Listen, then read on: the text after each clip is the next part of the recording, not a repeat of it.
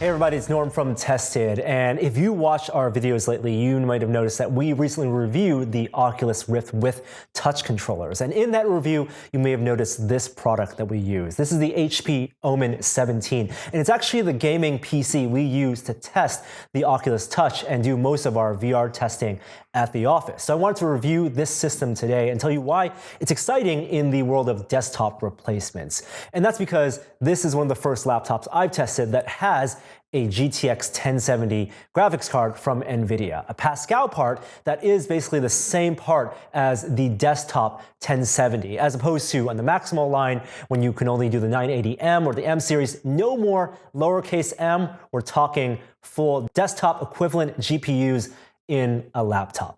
Let's talk speeds and feeds. Inside this laptop is an Intel Core i7-6700 HQ CPU. That's a quad-core part, a real quad-core part with hyper-threading, so 8 effective cores, and that's going to be much faster, even at 2.6 gigahertz, than the Core i5 and i7U components that you're going to find in Ultrabooks, like the Surface Book I've been testing. There's also 16 gigs of RAM, and in terms of storage, on this review unit, there's a 256 gig SSD, along with 1 terabyte of extra storage. But what really makes this worthwhile is that GeForce GTX 1070 graphics card, discrete graphics with 8 gigabytes of GDDR5. Now, HP does sell a version of the HP Omen 17 with a 960M graphics card, and I wouldn't recommend that at all. If you're going to get a desktop replacement, you're going to want one with at least that 1070.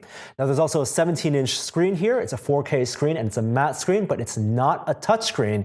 And in terms of ports, there's HDMI, there's DisplayPort, you have your audio in, audio out, and you have an SD card slot and also 3 USB 3 ports. Now, it doesn't make a lot of sense to buy a desktop replacement gaming PC and not play games on it, but if you are going to use this just for Photoshop or Lightroom productivity tasks, it is very respectable in that regard. I use this to edit our podcast and edit a bunch of photos in Lightroom and do video editing in Adobe Premiere Pro, and in terms of the workflow and the encode speeds and the output speeds, it was comparable to my desktop computer and much faster than the Ultrabooks I had been editing previously. But it's really about gaming on this machine, and maybe unsurprisingly, the Nvidia GeForce GTX 1070 performed really well on this laptop. I did a bunch of testing at 1080p first, and no surprise, games at 1080p had frame rates well above 60 FPS, even with their settings maxed out. But I was curious what 1080p games would look like scaled up to 4K, and they look really good. Now, games running natively at 4K also had great frame rates, but not quite up to 60 FPS. Tomb Raider, for example, was between 30 and 60 FPS, but with the Nvidia G-Sync support on this monitor, I didn't get any frame tearing and still looked plenty smooth. Games that let the GPU render somewhere in between 1080 and 4K, maybe at a 1440p, or maybe the best performing games and look the best. So games like Call of Duty Infinite Warfare that let me render at one resolution and output and scale to another resolution were the best performers on this system. And while the HP Omen 17 isn't an Oculus-ready VR machine technically, it has the ports and the power to run the Oculus Rift with 2 sensors and the touch controllers. And yes, it can run the HTC Vive just fine too. I never got any frame rate drops, even running games with oversampling with this system. It basically handled every VR game I threw at it without any problems. But it does have some quirks. One issue was with the USB ports. When I was running VR games and I had the Oculus sensors plugged into the USB-B ports on the side, I would get occasional sensor tracking loss on one of the sensors, but that problem would fix itself once I disconnected the sensors, swapped them to the opposite sides, and plugged them back in. It was an inconsistency that I could never really figure out what the source was, and it worried me every time I gave a VR demo on this machine. But the point is, I could get a lot of VR demos because I could take this on the go. I actually was able to take this laptop to Los Angeles, put this with the Oculus headset and the sensors and the touch controllers in a camera bag, and take it down to LA and give a bunch of different demos. A laptop like this makes portable VR possible and even practical with just one AC outlet required. And that's not going to be essential for the vast majority of gamers, but it is going to be useful for game developers who need to be portable and need to give VR demos and travel a lot. Now, I ended up using this system almost like a desktop and never took it from place to place outside of a few trips here and there because there are aspects of it as a laptop that I didn't like. I think HP made a bunch of compromises in order to get that graphics card in this machine, and they cheapened out in a few places that just make it not really good. For example, the keyboard and the trackpad. I think the keyboard is mediocre at best. It's low travel, even though the keys are recessed, and they have a fixed red backlight that I never liked at all. And also the trackpad is maybe one of the worst trackpads I've used in a modern Windows 10 PC. I was plugged in a mouse in this machine, which then, of course, took up a USB port.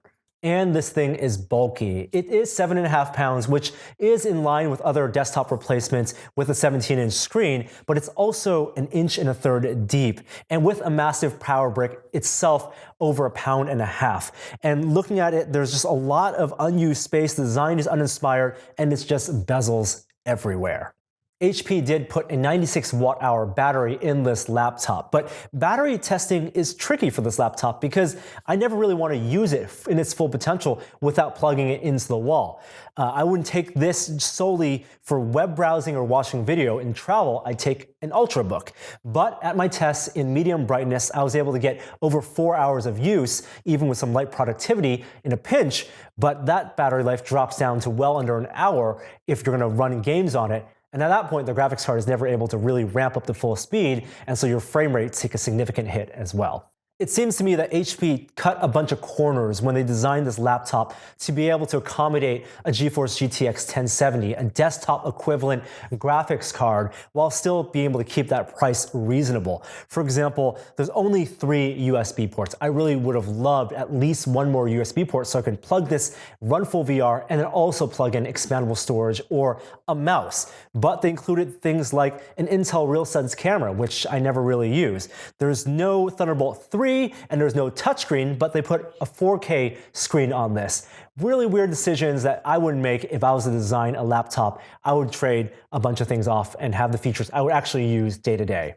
So who's buying this laptop? If you take PC gaming seriously and don't travel, you can build a really great desktop gaming PC for $1,500 or $2,000. And if you already have a dedicated desktop PC, the second computer you're gonna get, the laptop you're gonna want, is probably an Ultrabook, something thin, something light that you can use and web browse, watch video, and be productive on because you have a dedicated gaming PC at home. This system is a desktop replacement, and that's not a new category, but we're finally seeing 17-inch desktop replacements that can live up to their name, that can actually replace desktops in terms of their performance and for gaming. And so for people who maybe don't have a lot of space or want to move and have a laptop in their living room and plug to their TV to play a game and then bring it back to their office and plug into keyboard, mice, and monitors to play games or bring it to school or the office, the HP Omen 17 may be the thing to get. And the thing that may push this laptop into the recommended category is the price. HP is actually selling this laptop currently for $1,500 with the GTX 1070 and 512 gigs of storage, and at that price, is actually quite a steal.